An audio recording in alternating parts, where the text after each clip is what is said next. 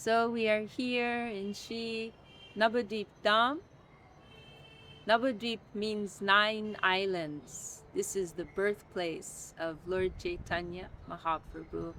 Geographically speaking, we are in the state of West Bengal, India, and Śrī Chaitanya Mahaprabhu chose to appear here around 500 years ago.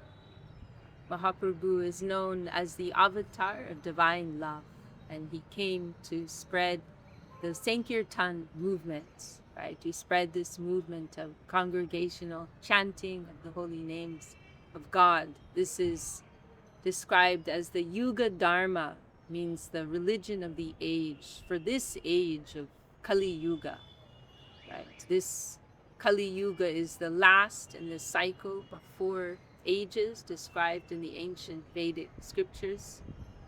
It is the most challenging, most degraded age, the difficult time to practice spiritual life. But because of that, because of the inherent difficulties of this age, this great merciful grant has been given that simply through this process of chanting, one can achieve everything. Kalir dosha niderajan yastiheko vahanguna kirtana deva krishnasya mukta sangha paramvarjat. This is in the scripture, Srimad Bhagavatam. This age of Kali, it is the age of quarrel. It is a very difficult time. It is described here as an ocean of faults. But it has one Mahanguna, one very great quality, that Kirtanad Eva Krishnasya, simply through this sweet process, chanting and dancing, taking the holy names, one can achieve the highest goal. One can achieve the true purpose of human life and beyond. Right? So this is the Dharma of this age. And then as there is a Yuga Dharma, as there is a designated duty and religion for each age, there's also a designated avatar, Yuga avatar, who comes to propagate the religion of the age. This is described in the scriptures. And so Śrī Chaitanya Mahāprabhu, he comes with this purpose, right, to spread this widely throughout India, and he also plants the seeds for the future expansion of this movement. And he makes a prediction at that time. Priti vityache jata nagaradi gram sarvacha prachar voibe mornam. He predicts, and this is going back over 500 years, in every town and village on this earth, the holy names of God will be chanted. His holy names of Hari will be chanted. And today we see that is a reality.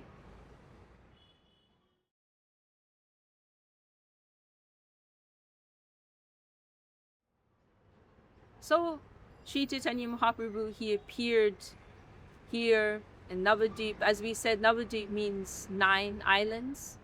This is 1486 AD, around just over 500 years ago. So these 9 islands, we are currently on the island of Koladvip. The island that Lord Chaitanya Mahaprabhu appeared on is known as Antardvip.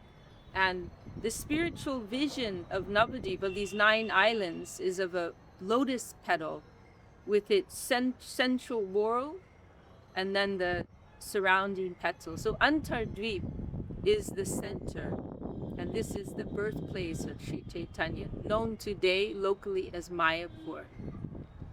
So Śrī Chaitanya Mahaprabhu appeared there as Nimai, and to this day you can visit that place. He was called Nimai because he was born under a neem tree. Neem trees are considered very auspicious in the Vedic culture. So he appeared there to his parents, Jagannath Mishra, Shachi Mata. They were very auspicious, pious Brahmins. And he had many charming, youthful pastimes. At a certain point, he also became a renowned Sanskrit scholar. He was very brilliant. But at a certain point, there was a shift that took place, and he began to reveal his true purpose of appearing in this world, to spread the movement of divine love, the prema dharma, and Harinama Saṅkīrtan, congregation, chanting. One thing that we have to remember about Lord Chaitanya Mahaprabhu is that he is not your average avatar, in the sense that he's not coming and declaring himself as a supreme divinity, as other avatars often do, right? Or show themselves in a very extraordinary, stupendous way that is showing, that they cannot but be the supreme divinity, right? And Krishna himself in Bhagavad Gita, it's recorded, he's announcing boldly, even shamelessly, as our Guru mentions, that everyone worship me, love me, do everything for me, and you will come to me, right? Manmana bhava madbhakto madhyaji mam namaskuru. Many verses are like that. Sarvadharman pritija. Surrender unto me, give up everything and come to me in a loving relationship. So other avatars are declaring themselves in this way. But Lord Chaitanya Mahaprabhu, he's also known as the Chana avatar, means hidden avatar, because although he is the supreme Godhead, he's coming undercover, you could say. He's actually coming to demonstrate what it means to be a devotee of God, a lover of God, a servant of God in the most wonderful sense. And so his divinity is not generally so overtly displayed in his pastimes, but so he's coming in this mood of a devotee. And so as a part of that, he actually shows, funnily enough, a process of conversion. and I feel that this is something that others can look at and feel some resonance with, right? Others who come and take to the path at a certain point in their lives, they can feel some resonance that, oh, right, this is something I went through, or this is something I may go through, right? This process of transformation. So in his youthful years, right, he becomes this brilliant scholar, Nimai Pandit. He travels far and wide, giving Sanskrit classes. He has many students. At one point, he defeats this renowned Sanskrit scholar, Keshava Kashmiri, in quite a public way. And he's so fixed on this type of mode of scholarship, erudition, learning, that he goes so far as to tease the bhaktas, to tease the devotees. And we hear descriptions of him getting into these debates with devotees of Krishna bhaktas. Because he's so brilliant, right, in logic and argument, debate, he can make any argument and win, right? Citing from different places and using strategies of argument, he can defeat anyone. And he's the Supreme Lord, right? Who could oppose him, right? Who could beat him in debate? No one could. So he would go so far in teasing the devotees of Krishna that he would enter into debate with them and defeat them. And sometimes after defeating them, he would then reverse his argument and defeat himself. So he was quite tricky, a little naughty, playful, you could say. So, but this went so far that some of the devotees in the town of Navadvip, they would just avoid him. We hear descriptions sometimes he'd be walking down the road, and if there was a devotee approaching him from the other side on the same path, they would just cross over to the other side just to avoid him. So it was quite a dramatic shift that took place. And what happened originally, we hear the way that the Leela played out. He went to Gaya. His father passed away when he was fairly young. I think he was around 16, 17 years old. And he went to Gaya to perform the last rites of his father, the funeral rites. And it was there that he met this great devotee, Ishvara Puri, who was a disciple of Madhavendrapuri, Puri, which is quite significant. Madhavendrapuri, Puri, he is known as the first person in this world who revealed this unique type of spontaneous devotion in the mood of Vrindavan, which had not previously been revealed before. Right? So Madhavendra Puri, he was like the seed or the sprout of this mood. Prema, sometimes he's referred to, the sprout of divine love. And then that further manifests in the disciples of Ishvara Puri and became a full-grown tree in the form of Śrī Chaitanya Mahāprabhu. So anyhow, Lord Chaitanya Mahaprabhu is in Gaya to perform the rites of his father. He meets Ishvara Puri, they have some discussion. Śrī Chaitanya Mahaprabhu is converted, goes through this process of transformation, and returns to Navadvip, a changed man, and suddenly displaying this intense mood of devotion for Lord Krishna. And all the devotees of Navadvip, they are overjoyed. They are overjoyed. And we can also add a little context here that at this time, Navadvip it's quite a challenging place for those who want to engage in pure devotion, right? Predominantly, there's this mood of what's sometimes known as karma kanda, right? This calculative mood of religious practice, right? Worshipping deities for the sake of material gain. It's not a wholesome atmosphere for one pursuing the ideals of pure devotion. And so there's like a small section of these bhaktas headed by Advaita Charya, famous member of the Panchatattva.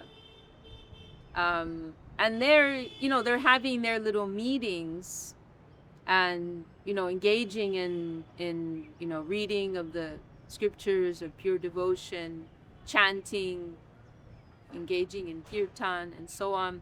And of course, they're happy with that, getting nourishment from that, but they're looking around them and they're also feeling this sadness, seeing all this emphasis on ritual and material gain and so on.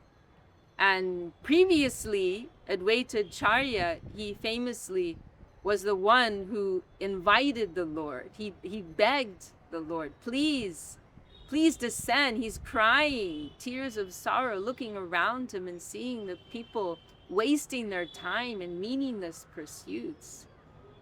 And so he made this heartfelt, earnest request to the Lord, please appear, please help the people of this age. And so it was actually Advaita Charya who performed that function of calling the Lord. The Lord likes to come in that way. He likes to be called by his devotees. So there was this sadness that pervaded the small group of Krishna Bhaktas and Navadvip and Nadia. Nadia is the larger district. And Lord Chaitanya Mahaprabhu, at that time known as Nimai Pandit, when he returned to Navadvip, displaying this mood of pure devotion, all the devotees of Navadvip, they became so enthused. They were so encouraged. They were so joyful that, Nimai Pandit has joined our ranks. They felt this powerful boost to their movement that, because Nimai Pandit, as we said, he was this brilliant scholar. He was famous. He had this potency. He had this following behind him also, and he was highly respected, renowned. And so they thought, if Nimai Pandit joins us, it brings so much more power, so much more validity to our movement. So they were so joyful about that. So Nimai Pandit, he returns to Navadvip in this deep mood of hunger for the Lord. We hear he was chanting these expressions, Where can I find that Lord of my heart? You know, suddenly he's revealing this mood of deep separation from the Lord. Kaha mor pranana murali vadan, kaha pao, kaha jao, Rajendra Nandam. Please tell me, where is that beloved Lord of my life, that flute player, Rajendra Nandan, right? Śrī Krishna. Where can I find him? Where can I go to get him? Please tell me. We hear that he called for a meeting at a home of one of the Vaishnavas, just for the purpose, this is soon after his return to Navadvip, just for the purpose of venting this pain of separation, venting this heartfelt need for the Lord, crying and expressing his heart. And so there was this, you know, wonderful joining, right, of Nimai Pandit, the devotees of Navadvip, and Lord Chaitanya Mahaprabhu's, you know, moving into his purpose, right, beginning to reveal his true purpose in appearing in this world.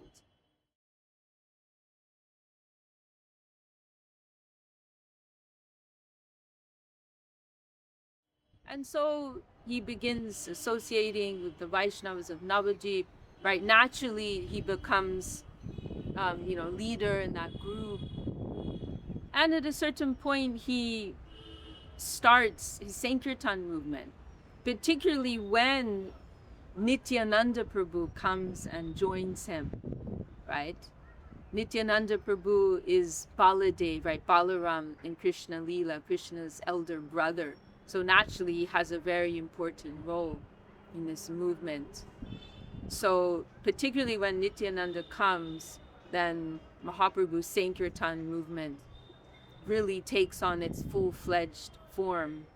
And it gets to a point where Mahaprabhu is sending out his generals, particularly Nityananda, Haridas Thakur, Prati Gore, sending out, go door to door. It's the original door-to-door movement. Go to everyone's door. Instead of begging for money, beg them to take the name of Krishna.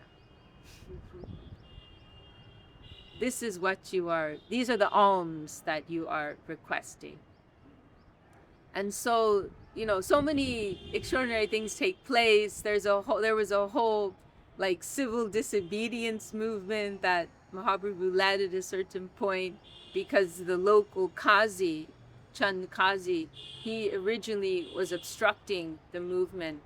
Because, you know, remember, right, the environment's not favorable. There are many people opposing this movement that's based on natural love of the heart and, you know, simple chanting of the holy names. That's very inclusive. There's no hierarchy. There's no strict emphasis on ritual. The caste system is being thrown out. So there are a lot of people felt threatened by this, or just simply didn't like it, or went against their core beliefs. So there was a whole opposition movement that started to form. There were complaints. The local ruler, Islamic ruler at the time, he put down the law, no public Saṅkīrtan, no public chanting. But Lord Chaitanya Mahaprabhu is not cowed down by this. At a certain point, he leads a whole procession with thousands of people late into the night, chanting the holy names. He ends up meeting that Qazi, who is converted, right? He ended up becoming a great devotee, and his samadhi is here to this day in Mayapur, not far from the birthplace of Lord Chaitanya. So all of these, you know, wonderful events are taking place. There's this exclusive kirtan that goes on every night at the home of Srivas Thakur, right? Srivas Thakur is also known as one of the members of the Panchatattva, one of the leading members of Mahaprabhu's movement. They have this special kirtan that goes on every night. So there are all these wonderful sweet pastimes. Lord Chaitanya Mahaprabhu is also married. He has 2 marriages to Lakshmi Priya. who passes away later to Vishnu Priya at the request of his mother. He marries again. Of course, exalted Vaishnavis. At a certain moment, Lord Chaitanya Mahaprabhu is realizing that if he really wants to take this movement further, he needs to take another step, right? And initially, what acts as the catalyst for this is we hear there's an incident where some students who are attached to a very ritualistic mood of religious practice, they criticize Chaitanya Mahaprabhu, they insult him. They cannot understand this movement of love, of divine love. And so they're attacking him. And so then Lord Chaitanya Mahaprabhu goes into this mood of reflection. And he's thinking, I've come to help these people. But they don't have any respect for me.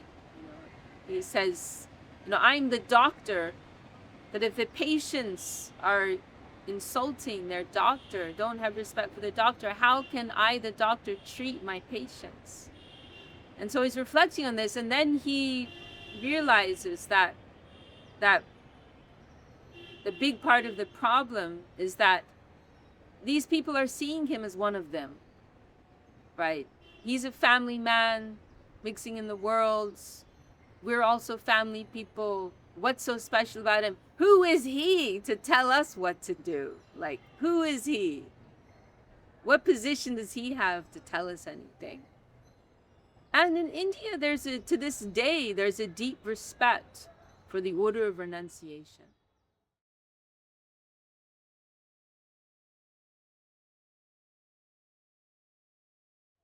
And so Lord Chaitanya realizes, I have to take the order of sannyas. I have to enter the renounced order of life. This is the only way that people are going to take me seriously on a broader scale. And so he makes that decision to the heartbreak of his beloved family members and close associates in Navadvip.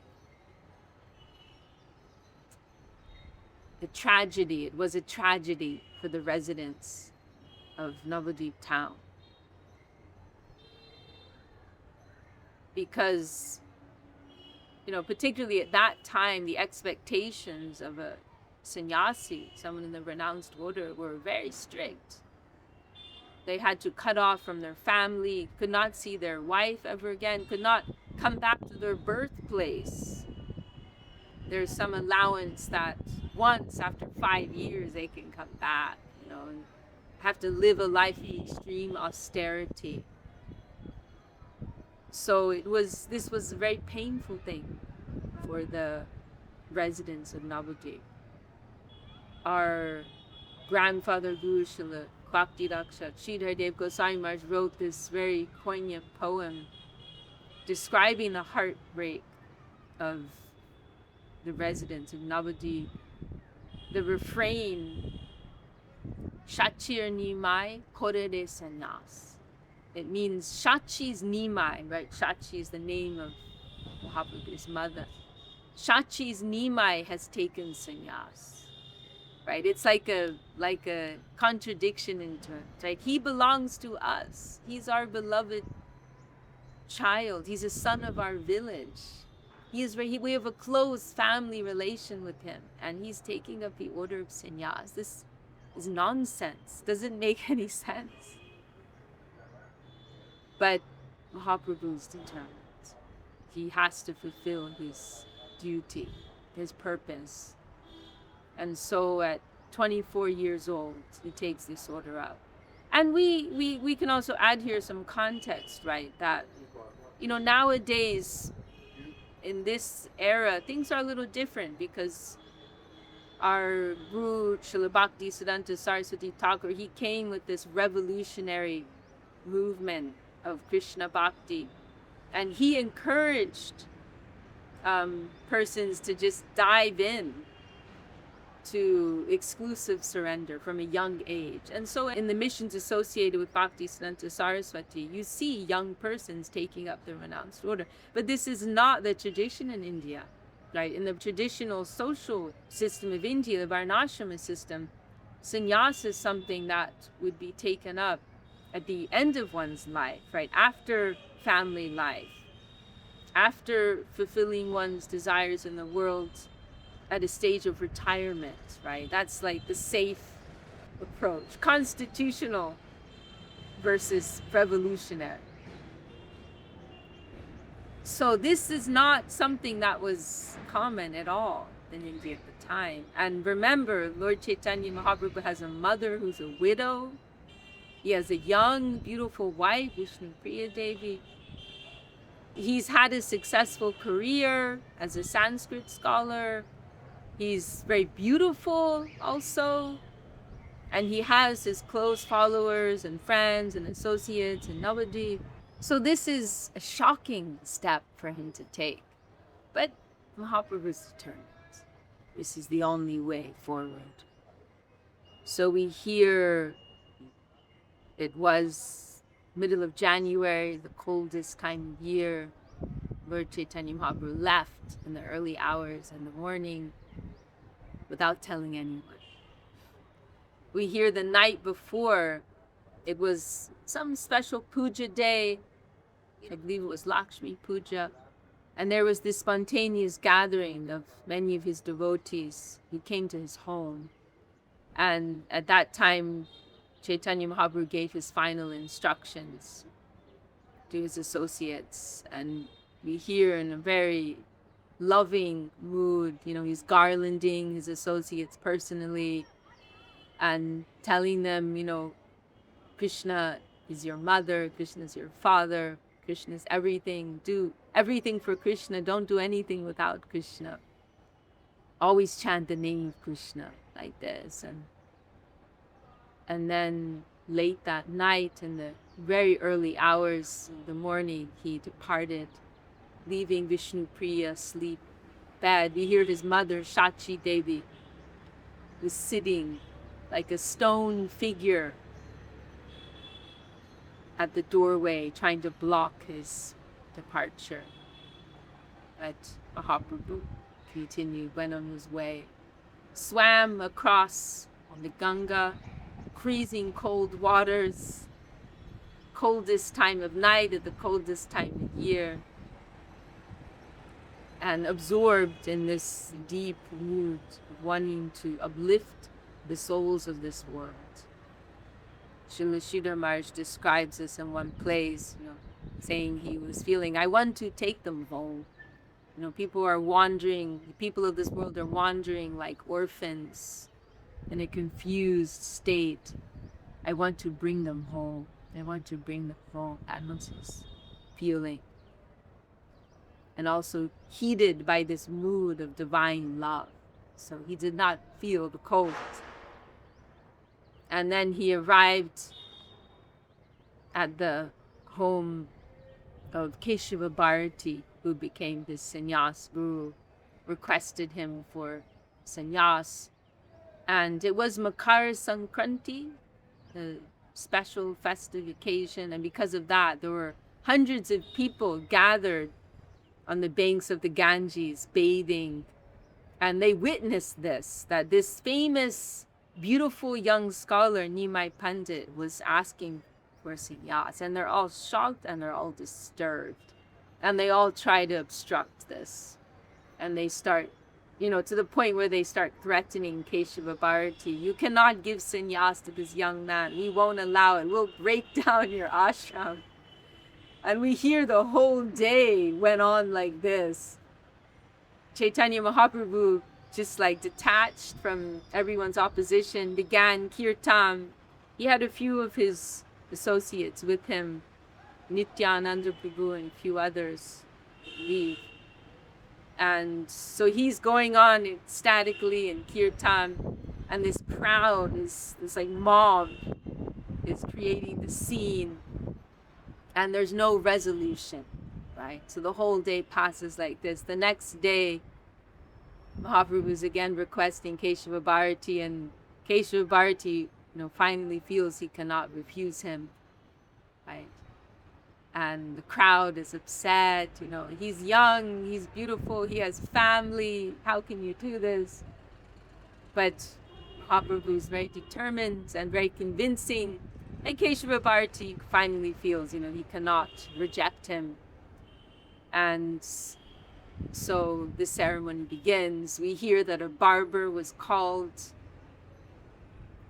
but that barber, he was traumatized, you could say. He was so reluctant to shave this beautiful curling hair.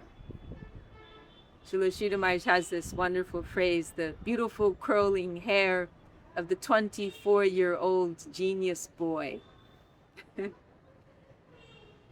So the barber was very, very reluctant to perform this task, but eventually forced himself. We hear afterwards he was so traumatized he refused to continue with that occupation, and he became a sweet maker. Instead, he vowed not to shave another head in his life. And so Śrī Chaitanya Mahāprabhu received the order of sannyas. We hear that actually it's questionable, who gave initiation to who. Because before Keshava Bharati could tell him the sannyas mantra, we hear that Mahaprabhu whispered in his ear, in my dream last night, I heard this mantra. Is this the mantra you're going to give me? So in a sense, it was Mahaprabhu who gave initiation.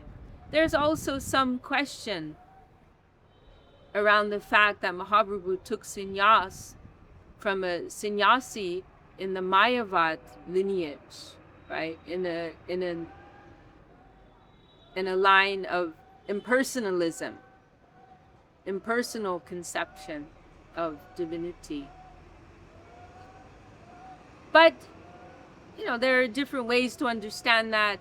From one perspective, we can say, well, Mahaprabhu just needed to take sannyas, and he took from, where it was available.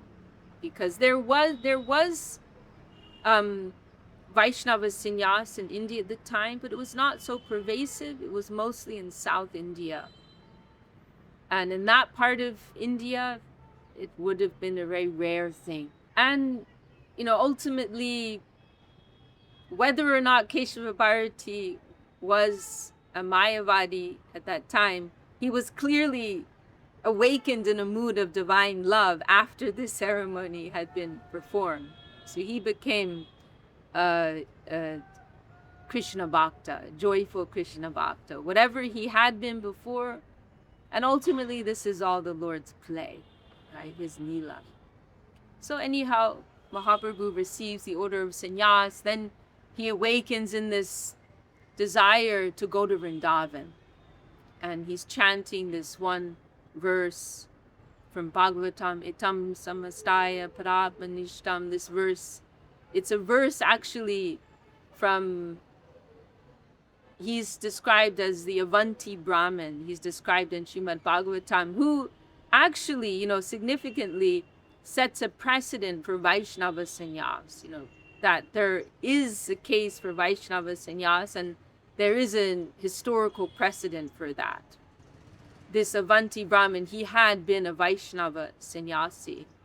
And there's this one verse that's recorded coming from him where he's expressing, I will cross over the whole ocean of material existence, become free from ignorance by absorbing myself, Mukunda Sevaya, by absorbing myself in the service of Mukunda Krishna, which is making this point, which our gurus have identified, that what is the real meaning of sannyas? Dedication, exclusive service. It's not just a formal role. It's actually a spirit of full dedication, love, and service for the Lord. So that was really the real significant point behind Mahaprabhu's taking sannyas. That's the essence of what sannyas means.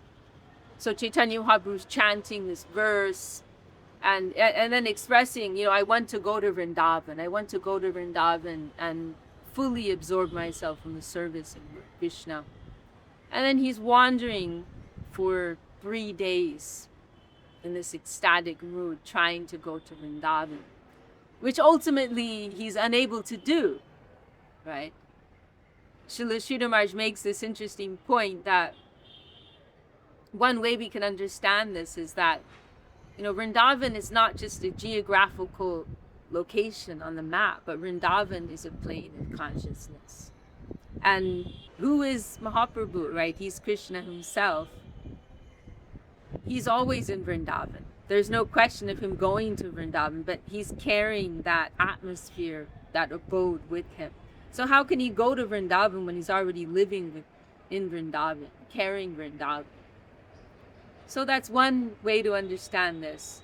Then another factor is that Mahaprabhu's associates did not want him to go to Vrindavan, right? Vrindavan would be very far from where they're all residing. And so Nityananda Prabhu was making all these tricks in guiding him down the wrong path to keep him in the Bengal area. And ultimately, he has him brought to the home of Advaita Acharya in Shantipur, close to Navadvip. And then and this also gave a chance for all the residents of Navadvip to come and, kind of come to terms with the fact that their beloved Nimai Pandit is going to leave. And they can make their goodbyes. Headed by Mahaprabhu's mother, Shachi Devi. So she comes and all the Vaishnavas of the area come. There's a 12-day festival that is held in the home of Advaita Acharya. And ultimately, Mahaprabhu, and it's very charming, although he's taken up this order of sannyas, he does it in this very humble spirit. And he's sometimes apologizing to his mother. Please forgive me. I've acted like a madman. I'm abandoning you. Please forgive me. And asks her to order him as to where he should reside, where he should make his base. And she requests him to make Puri, Jagannath Puri, his base, because Puri is not too far from Navadvip. And it's a regular pilgrimage route, right? Devotees in Navadvip are often traveling to Puri, and it's not too far. She can easily get news of him because of that, because of pilgrims going back and forth.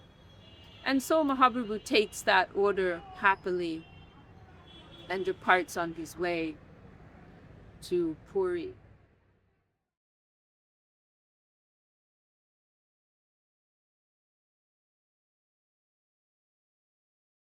So Mahaprabhu's in this world for 48 years. The first 24 years, he's living in Navadvip, has his charming pastimes with his associates there. Then there's a shift. 24 years old, he takes sannyas, he shifts to Puri as a sannyasi, begins this new phase of preaching. Right? Then this second 24 years of his life, there's also different transitions within that. The first 12 years where he's based in Puri, he's absorbed in preaching, outreach, traveling, right? He travels to South India, he travels to Vrindavan, he travels to different parts of India, spreading this movement of Harinam, Saṅkīrtan, prema, dharma. And so he carries that out for that first 12 years. Then the last 12 years of his life, there's another shift. And now we come to a deeper, more esoteric understanding of the ontology of Lord Chaitanya Mahaprabhu. And this is something that is revealed by Krishnadas Kaviraj Goswami. It's actually a very confidential knowledge, because it's not known to more than a handful of persons. And even amongst the associates of Chaitanya Mahaprabhu, maybe there were 2 or 3 who understand his internal identity. And this is revealed by Kaviraj Goswami in the early pages of his extraordinary scripture, Chaitanya Charitamrita, that Radha Bhava Jyoti Suvalitam Naumi Krishna Swarupam. That who is this Chaitanya Mahaprabhu? Yes, he's the Yuga avatar. Yes, he has come to spread this movement of Harinam Saṅkīrtan, but there's something else. There's something else going on within him. Radha Bhava Jyoti Suvalitam Naumi Krishna Swarupam. There's this outer aspect of performing the public duty, but there's also this internal aspect of Krishna in the mood of Radharani, searching after himself. So Radha Bhava Jyoti Suvalitam Naumi Krishna Swarupam. Krishna enhanced by the bhav, by the heart, by the mood, and the duty, the effulgence, the halo, the golden luster of Radharani. So he is apparently Krishna, but he's Krishna enriched by the devotion of his most beloved. Why is that? Because Krishna is curious. Krishna, in technical terms, he is known as the Vishai, means the enjoyer. Krishna is actually, strictly speaking, the only enjoyer. He's constitutionally equipped to enjoy unlimitedly, without end, without any limit. He can do that. No one else can, actually. He is Shaktiman. He is the possessor of Shakti, of potency. And he is in the position to receive devotion, offerings, sacrifice. Bhoktadam yagya tapasam sarva loka maheshwaram. Krishna is declaring this in Bhagavad Gita. I am the enjoyer. I am the recipient of all sacrifice, all worship, all offerings. He's not being arrogant. That's simply his constitutional nature. Whereas the nature of Shakti, headed by Srimati Radharani, is to supply that enjoyment, to be enjoyed by the enjoyer. And we are also Shakti on a very minute level. Radharani is the supreme Shakti, Mother Shakti, and we are all ultimately dependent on her, actually, and in our highest realization, servitors of her. But this is the curious thing, that so Radharani, she is in the position of supplying enjoyment, right? Krishna, as we said, technically the term is Vishai. Krishna is the enjoyer. Radharani, she is Ashray, means the one who is supplying enjoyment. Srila Bhaktisiddhanta Saraswati Thakur liked to use these terms, predominating and predominated moieties. These two halves of the absolute truth. Krishna is predominating, Radharani is predominating. This is their constitutional relationship. But this is the curious thing, that you would think the one who is in the position of the enjoyer has the better half of the deal, right? That they're the ones getting more fulfillment or pleasure. But this is the curious thing. It is not so. It is rather the opposite. That the one who is supplying the enjoyment, they actually have access to tasting Krishna's sweetness, which he cannot actually do. They can experience Krishna's sweetness, Krishna's beauty, and thereby derive this deep satisfaction, fulfillment because of that. So they're actually more fulfilled than Krishna himself. So Krishna is observing this curious fact. And he wants to experience that for himself. He wants to experience that for himself. If we want to bring this down to explain it in very simple terms, we can say a mother feeding her child. How much joy she's getting out of that. The child is getting joy too. But one could argue that the mother is getting more pleasure in cooking for her beloved child and feeding her beloved child. There's a deeper type of fulfillment, a deeper type of joy that comes from giving, from the spirit of giving. So even in this world, we get some hint of that, right? We get some touch of that truth. So Krishna makes a decision. I want her heart. I want to borrow her heart. You could say it like that. I want to borrow. Krishna wants to borrow Radharani's bhav, her mood of devotion, because he wants to experience what she is experiencing.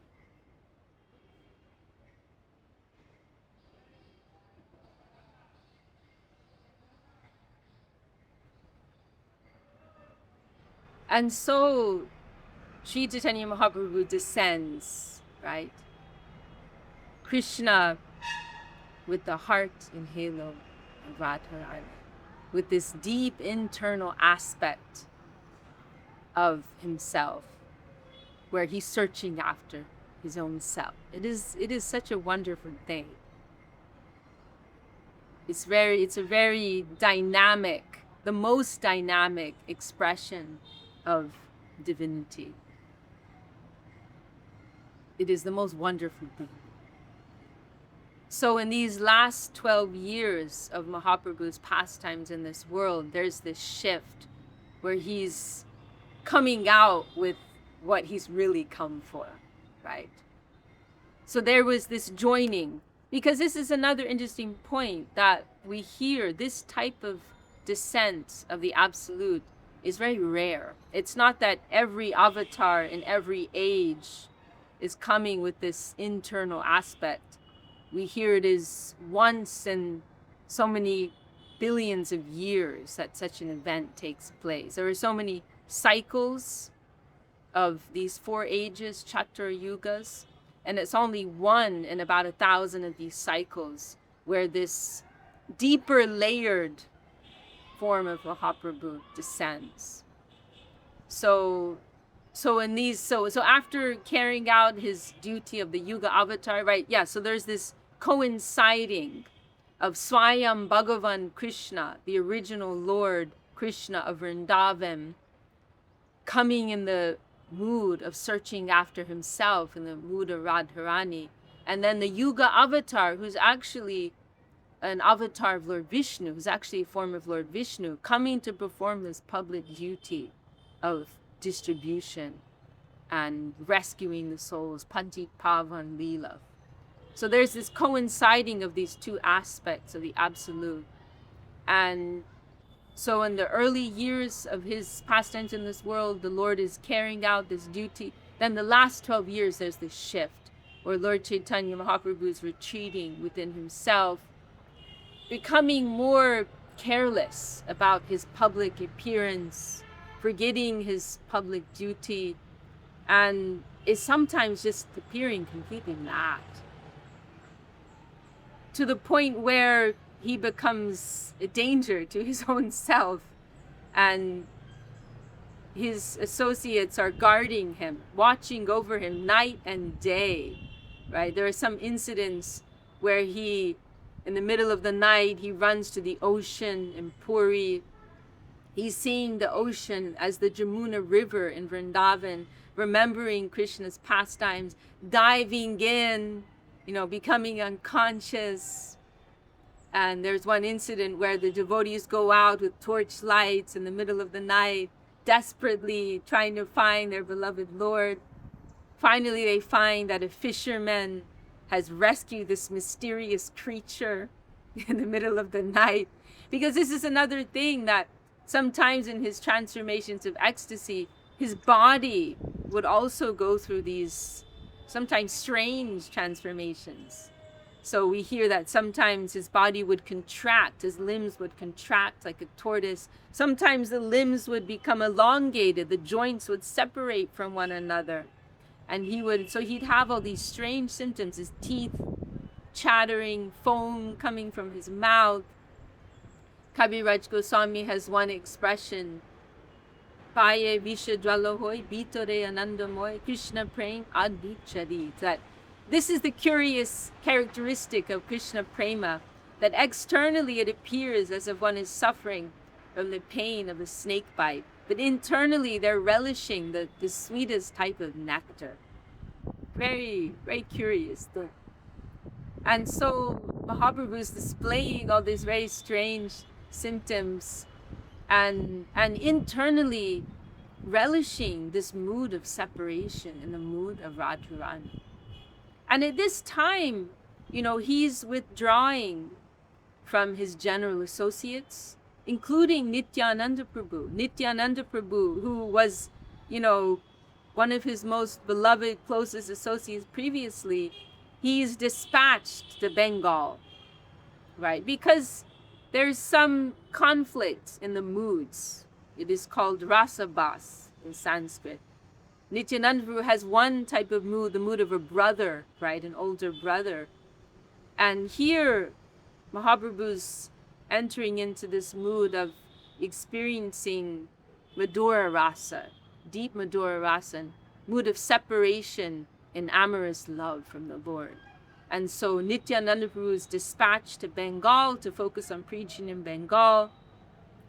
Other associates are at a little bit of a more distance from him. And in Mahaprabhu's, he's also just not really able to function in the world like he did previously, because he's more and more becoming absorbed in this divine madness. Śrīla Sridhar Maharaj has this charming expression. Mahaprabhu showed how divine love can play a man like a doll. And so at this time, there are only a few who can really understand him, who can really handle him also. And so in particular, we hear Swarup Damodar, who is actually Lalita Saki, one of the 8 principal Sakis of Krishna in Krishna Leela. Lalita Saki and Ramananda Rai, who is Vishaka Saki. They are in their forms in Krishna Leela, they are close, intimate friends of Radharani. So they can understand Radharani more than anyone else. They know her different moods. They know how to support her in her different moods and pains of heartbreak. So Swarup Damodar, who's also, sometimes described as the second self of Śrī Chaitanya Mahāprabhu. He's so intimately acquainted with the movement of Mahaprabhu's heart. Sometimes understands him better than Mahaprabhu understands his own self. So Swarup Damodar on one side, Ramananda Rai on the other side, Gadadhar Pandit, who is another very important associate of Mahaprabhu at this time, who's actually the avatar Radharani in Gaura Leela. Gadadhar Pandit is also plays an important role at this time. And Sadhu Brahmananda Rai, right? And so we hear they're chanting different verses, singing. Swarup Damodar would sing, right, different verses that would support Mahaprabhu's moods. Ramananda Rai would cite different verses from the scriptures.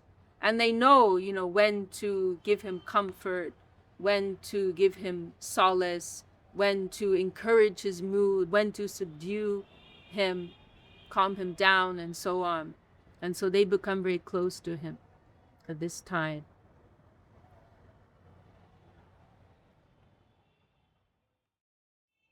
So Śrīla Sridhar Maharaj describes Śrī Chaitanya Mahāprabhu as the supreme entity, as the supreme most manifestation of divinity, because he's coming with the most complete rasa, the most full and complete dynamic type of ecstasy, combination of Śrī Radha and Śrī Krishna, ultimate male principle divinity, ultimate female principle divinity, coming together and searching after themselves. It is the most wonderful, extraordinary, and dynamic thing in existence. So this also means, for coming down to our own position, this also means that Lord Chaitanya's gift is so enriched because of that. He's coming not with, a generic distribution of the names of God, but it has this intense, profound richness behind it, and we're all uplifted and benefited by that. So we are privileged to hear about these pastimes of divinity. We are privileged to come into connection with their gift. It is not so long ago. That is another thing to consider, right? 500 years is not so long. That vibration, that wave is still moving. And we are so blessed in this modern age that very recently these very great distributors of this divine gift have effulgently been sharing with us, right? Srila Bhaktivinoda Thakur, Srila Bhakti Siddhanta Saraswati Thakur, Srila Bhakti Rakshak Sridhar Dev Goswami Maharaj, Srila Bhakti Sundar Govinda Dev Goswami Maharaj, Srila A.C. Bhaktivedanta Swami Maharaj Prabhupada, who brought this all over the world and realized the vision of Śrī Chaitanya Mahāprabhu. And they're all helping to spread this glorious movement, which is based on distribution of the highest thing and the sweetest thing. So Krishna Lila is known as being pervaded by sweetness of the highest type, Madhurya, right? Śrī Chaitanya Mahaprabhu's Lila, Gaura Lila, is pervaded by the mood of magnanimity, where that same sweetness, that same quality of rasa, that same quality of divine ecstasy is being distributed widely for all. Kaviraj Goswami has this beautiful verse in his Chaitanya Charitamrita, where he's describing this with such poetic sweetness. Krishna Lila Mritasar Tar Shata Shata Dar Dashti Ke Vahe Jaha Hoite Se Chaitanya Lila Hoy Saravar Akoe Mano Hamsa Chadaha Tahate. He's appealing to the swan of our minds. Come and swim in this wonderful lake of the pastimes of Lord Chaitanya Mahaprabhu. And so he describes the pastimes of Krishna. He's making a comparison that Krishna Lila, pastimes of Lord Krishna, they represent the most concentrated type of sweetness, Lila Mrita Sar, most condensed type of joy, la crème de la crème of joy, of sweetness and beauty. But then what is the nature of Chaitanya Lila? That same sweetness, it's like a lake from which there are hundreds and hundreds of streams flowing in all directions, so that all can have access, can come and drink from this wonderful lake, taste the sweetness of Chaitanya Lila. So that sweetness of Krishna Lila that's reserved for a closed group, it's being opened.